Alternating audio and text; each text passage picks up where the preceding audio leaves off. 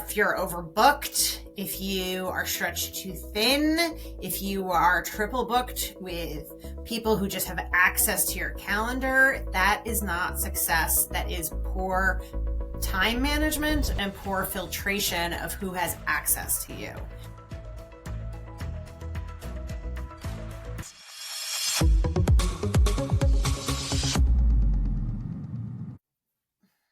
Welcome to enVisioning Success. I'm Laura DiBenedetto, joined by the always effervescent Julia Becker-Collins.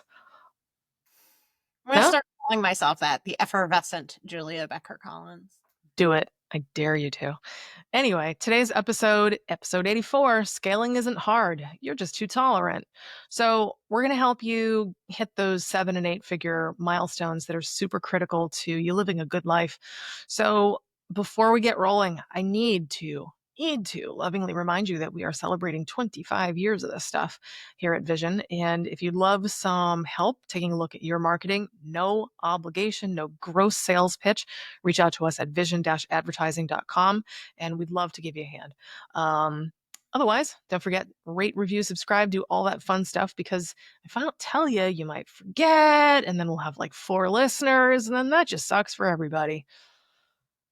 You know. Fair. So anyway, let's dive in here.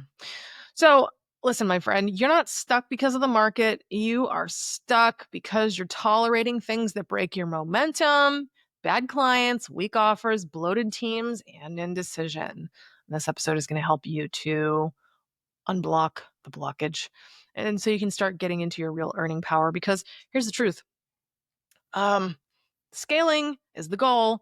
You know, nobody ever thought to themselves, oh boy, I can't wait to play small my whole life. I can't wait to scrounge and work 80 hours a week to do it. I love suffering and getting paid less than I'm worth. Yes. I love zero profit. Yeah. Good Yeah. times. Well, so we've got 5 reality checks for you. And the first one, I mean, we've talked about some of these in the last episodes, but we're really just going to, drive it home for you today in this one. First one is you cannot scale if you're babysitting, because the wrong client will eat your time, like disproportionately eat your time. They will erode your culture and make you hate your own business. And I'm going to give you some really great insights here. So the wrong client absolutely will eat your time for a lot of different reasons, largely because you're just misaligned and there's like so much extra work that goes into it. Probably extra work on their part, extra work on your part, your employee's part, everything. But then it can also erode your culture, because your employees hate their jobs. And then sometimes you will lose your best people because you brought on the wrong people. You can't scale if you can't retain.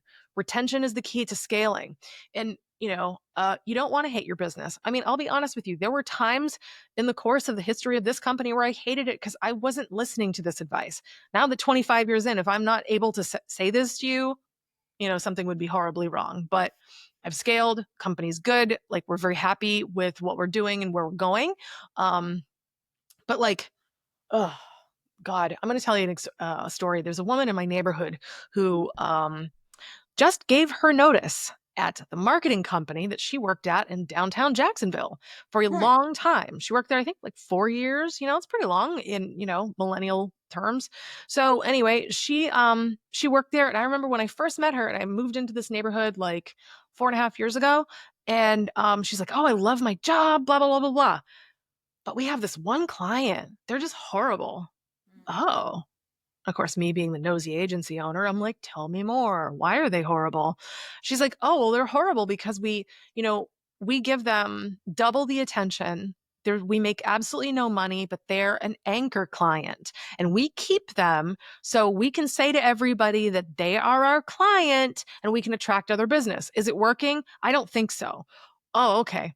So that was the conversation I had with her about 4 years ago. Now skip ahead to today, 4.5 years in, and she just told me 2 weeks ago that she gave her notice. And I was like, oh my God, why? She's like, well, remember how I told you about that horrible client? They who shall not be named? Yeah. Well, it hasn't gotten any better. In fact, they're more demanding. They're more awful. And I'm convinced that the marketing department is just basically the Antichrist. Oh, So they're abusive clients. Are you guys making any money? No, they take even more time. Okay, so let me make sure I'm hearing you correctly. Your agency has chosen to retain an abusive client that they didn't make money on. Now they're taking more time. So now they're actually taking a loss to actually have the privilege of having them as an anchor client. And now they've lost you, right? Yeah. Cool. Are you going to miss this job? Not even a little. And I'm already thinking to myself, how can I hire you? Because she's good, she's talented, but like this this this is honestly an example of like everything that I just described, eating up massive time. They lost one of their best people, and I'm pretty sure that she's not the only one who's unhappy. Right. I mean, I would never take on a horrible anchor client. No way. Nope. Nope. Yep. Also, if you need it that bad and you're using it, go get 5 anchor clients and fire the crappy one. Right. Exactly. Otherwise, your theory sucks. Yeah, I would agree with that, especially if after this many years it hasn't panned out. Yeah, exactly. Learn the lesson, people. Move on. Seriously. Anyway, hats off to my neighbor for moving on to greener pastures. Oh, snaps. Yeah, and she's got 2 young children. I'm like, so is this going to be like a, cool mom summer? And she's like, oh yeah, I'm going to spend so much time with my kids and I'm going to start to look for something else in the fall. I'm like, good, proud of you. Yep, that's great. Yep. I love that. Number 2, your schedule reflects what you're tolerating. Ugh, I love the use of the word tolerating here because it just sounds terrible, and it should. If you're overbooked, if you are stretched too thin, if you are triple booked with people who just have access to your calendar, that is not success. That is poor time management and poor filtration of who has access to you. This goes back to everything we've been talking about for the past number of episodes. You shouldn't bend yourself in half to make everybody else happy. You need to be strategic about where you use your time and where you use your energy. I think it was last episode, could have been 2 episodes ago, we talked about energy vampires, which is, I just think, the funniest term.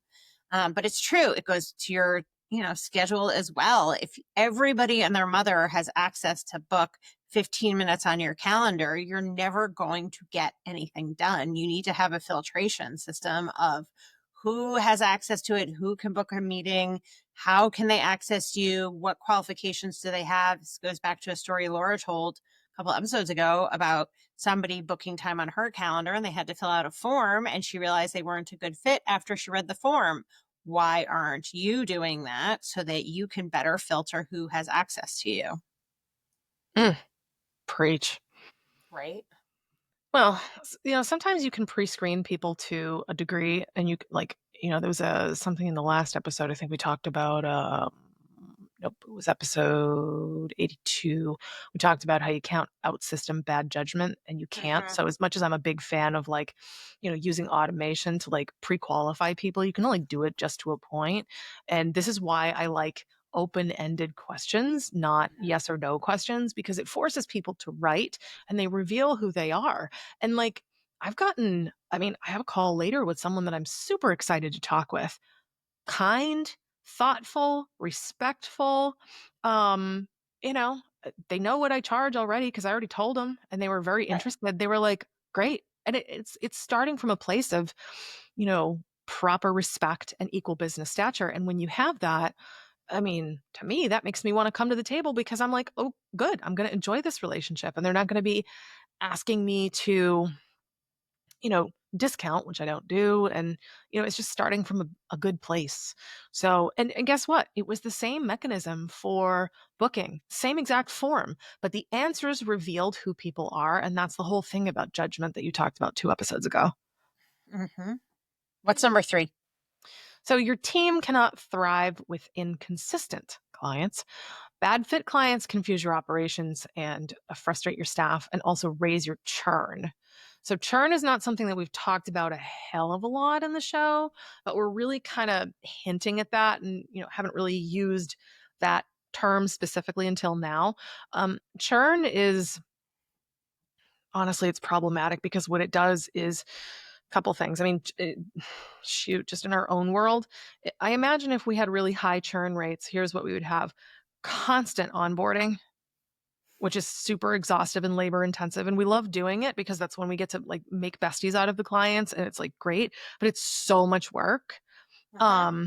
So churn is no good, but also when you're losing someone, the cost of replacement is very high. So that means that you're stuck in sales.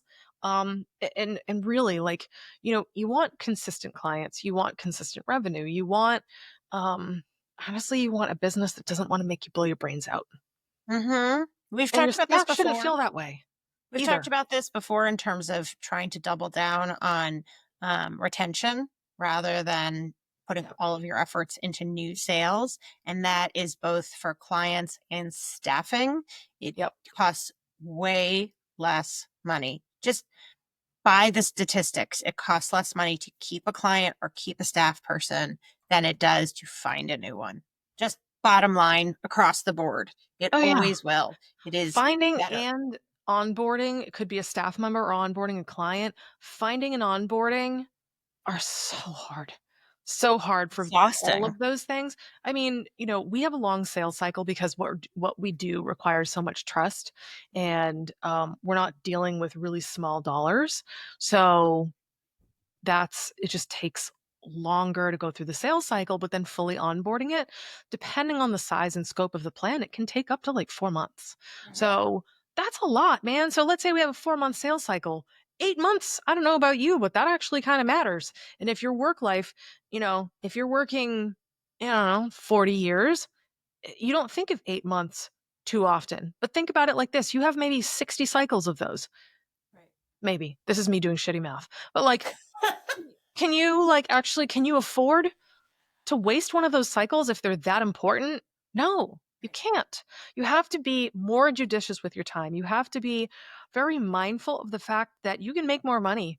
You cannot make more time. So wasting it, Mhm. no good. I mean, shoot, even when we're onboarding someone as a team member, I mean, Julia is in charge of that stuff, finding great people, onboarding them and everything. And takes a while to find really good people, and we're very discerning, and God forbid you have standards, then it takes even longer, and then fully getting them up to speed, it's not a 2 week thing.